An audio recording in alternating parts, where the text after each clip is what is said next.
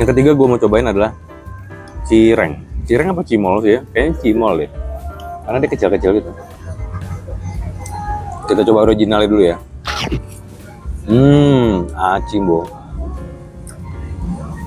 Kenyal-kenyal, luarnya masih garing, dalamnya masih moist gitu.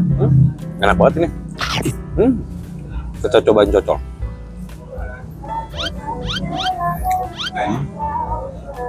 Ini dia pakai sambalnya cabai kecap manis gitu. Makan, Bo.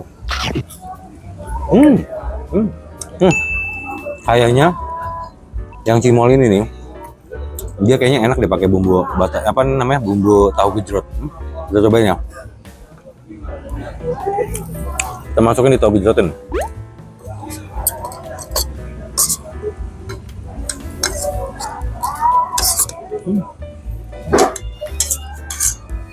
Dia pakai bumbu tahu gejrot. Makan, Bo. Kan gue udah bilang si aci ini enak banget pakai bumbu tahu gejrot.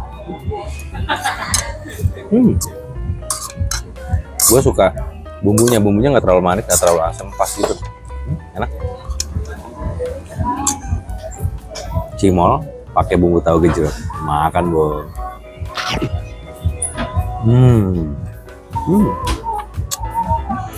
Sekarang kita cobain buat dessertnya nih, roti Mariam. Wah, kita kasih kejunya. Ngiler gak lu? Roti Mariam, coklat keju. Makan, Bo.